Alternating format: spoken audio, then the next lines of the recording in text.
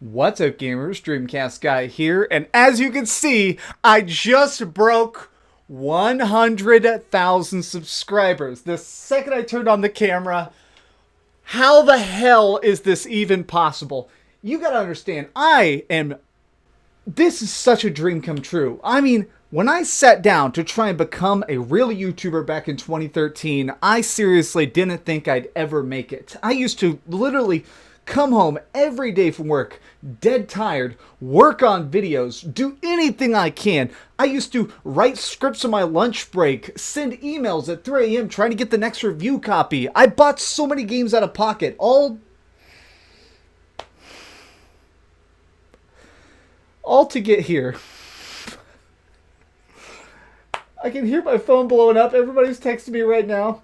All my friends are watching this live with me. I want to thank everybody who's ever subscribed and commented. I want to thank all my friends. All my friends who have pushed me to do this. Every single one of my friends never ever said that a single one of my videos was dumb. They never said any of my ideas were dumb. They were supportive from the very start. Lee and Sadiq, just, oh my gosh. My girlfriend. I can't believe we're here.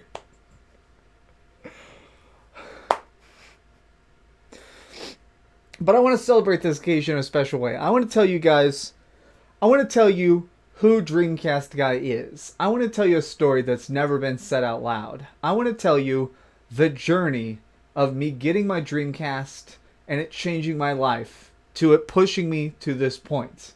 Alright, let's do that. One question I've gotten over and over again throughout the years is, why is this such a big deal? It's just a hunk of plastic. The Dreamcast is just a failed console from freaking way in the past. Why do you talk about it so much? Well, honestly, it's because this console made me who I am today, and I'm really serious about that. I genuinely believe I would not be a YouTuber, I wouldn't be who I am without this. So, to get into that, we need to rewind time a little bit and talk about the early 90s. I was a little kid and we were very poor. As a family, we didn't make a ton of cash, and so because of it, there wasn't a bunch of games in the house at any one time. I'd have a Super Nintendo for a bit and a PlayStation for a time, but all that stuff seemed to come and go. And one thing that I definitely always tried to keep around was my Game Boy. I played it constantly. It was a really big part of my childhood, was having a way to play Pokemon and Link's Awakening. These really cool adventures that you could take on the go. Well, after a while, there was a time when a kid up the street got a Sega Dreamcast. It was 1999 and he got it on release day.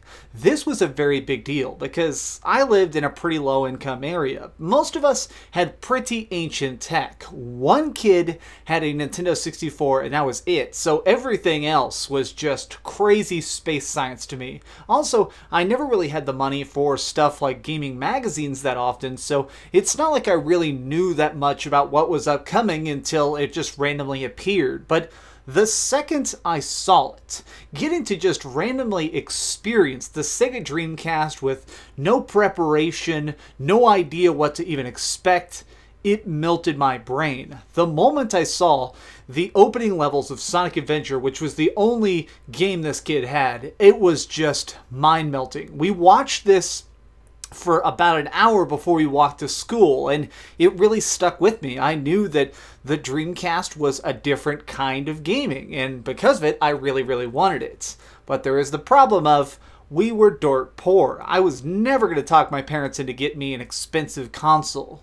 Well, a couple years later, some bad stuff happened. My mom had some real bad problems with drugs. She broke some laws, she did some bad stuff, and eventually the Texas justice system, instead of just putting my mom in jail for years and years and years, decided to kick her out of the state of Texas. They actually forced her legally to leave the state and never come back. Before she left, she of course had to sell her house and stuff. My parents had just finished their divorce at this time, and so my mom came to me and said, Maxie, unfortunately, I'm going away and I'm probably not coming back. And I was still a pretty little kid, and I feel like you don't really understand those words when you hear them. I mean, if your parent says, I'm leaving forever, you're going to be like, whatever, Mom, like you've always been around. But little did I know she was serious. I basically never saw my mom again. But she said, any one gift you want. I want to make sure I can get you one last thing before I go, since I just sold the house. I have enough money for any one gift. Just tell me what you want. So I chose a Sega Dreamcast. I got the Sega Dreamcast with 3 games. I got Sonic Adventure, Phantasy Star Online, and what was the third game? Crazy Taxi. And I played them a bunch. They were my go-to games for a long time, but eventually my interest faded and I put the Dreamcast in the closet because I didn't have enough money for anything else. It's not like I could just go out and spend allowance on it. I didn't get allowance, especially because just living with my dad, we were kind of bouncing house to house, school to school. But eventually, many, many years later, I was in high school, and my father used to run this business. It was a landscaping company, and during the summers, he'd let me work with him. So I was mowing lawns, pulling weeds, doing anything I could for a very small hourly wage. But eventually, I saved up enough to get a Game Boy Advance SP. This thing was a beast. I loved it, and it actually made me quite popular at school because everybody liked playing games, but even in this newer neighborhood, most people didn't really have handhelds, and most people were still pretty poor.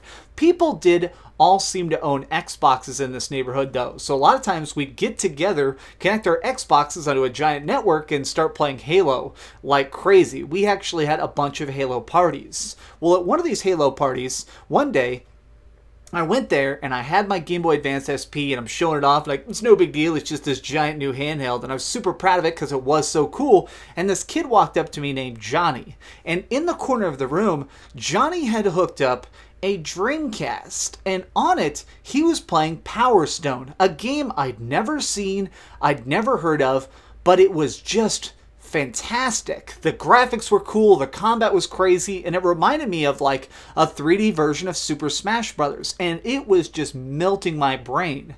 Well, funny enough, Johnny was really taking a shine to my Game Boy Advanced SP. He really wanted it, and so he proposed a trade.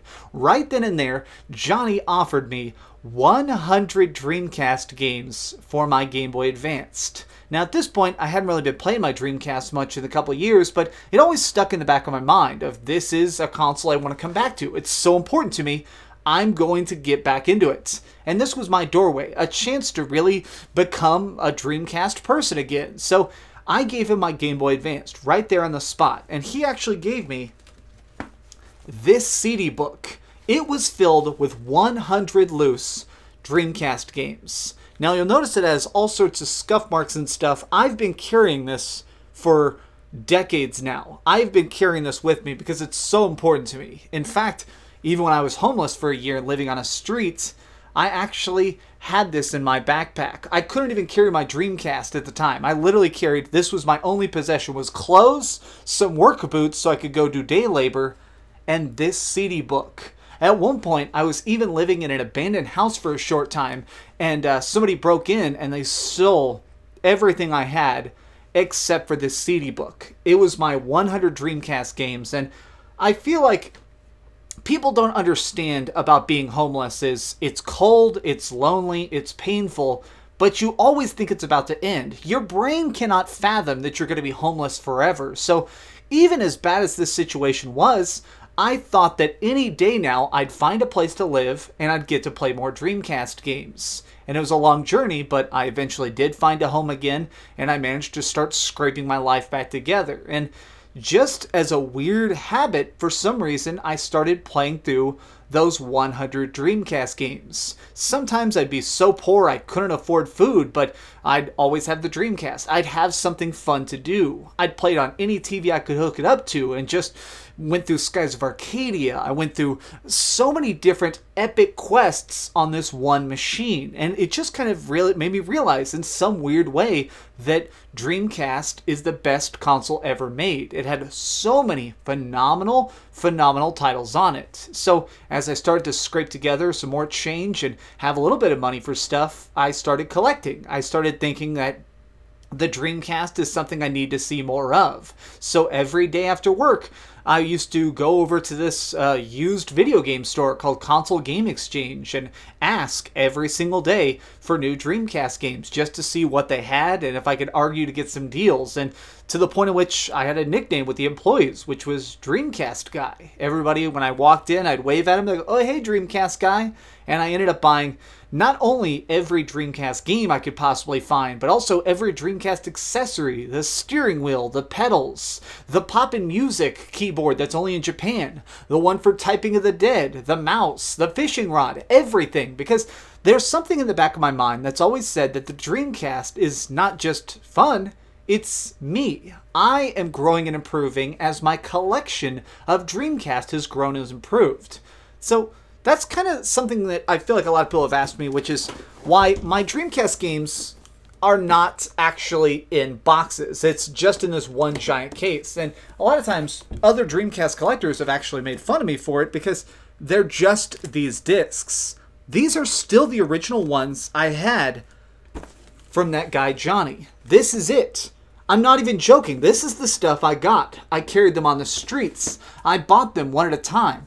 I carried these throughout my life. And so, in a weird way, I felt like I was becoming a collector. For years after living on the streets, I was afraid of owning stuff. I mean, I lost everything. I had to leave it at night. I starved. I wandered. I got sunburned. I slept in an abandoned car. The things I had to do to survive, in some way, really messed me up for a while. But as I built up my Dreamcast collection, it built this trust in my brain where I realized it felt like life was a ladder and I'd managed to pull myself up from this horrible place. And the higher I got on the ladder, the more I realized I was far from that place. I would probably never be homeless again. And so I felt this comfort from getting Dreamcast games, this power of completing my collection, of proving to myself that I would never be in that spot again. And so I really feel as if I am Dreamcast Guy. I am that name. And as time went on, eventually I even had a friend look at my Dreamcast collection and one day said, "You should talk about this. You are the only person I've ever met who loves something this much related to gaming. You should make a YouTube channel. You should try and explain yourself to the world." And I did. And it's led to here. 100,000 subscribers, every Dreamcast game, everything I could have ever dreamed of. And it's because of you. It's because of the subscribers, it's because of the comments, and it's because of all my wonderful friends. But also, it's because of that first step of picking up the controller and just getting into the Sega Dreamcast in the first place. Because sometimes, the journey of life is a winding, weird story. But where it takes you is sometimes, well, worth all the pain.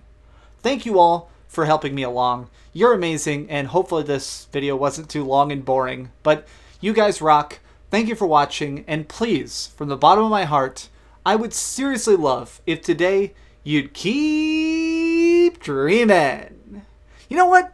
I'm gonna go freaking play some Dreamcast. What better way to celebrate? Woo! Man. 100,000 subscribers.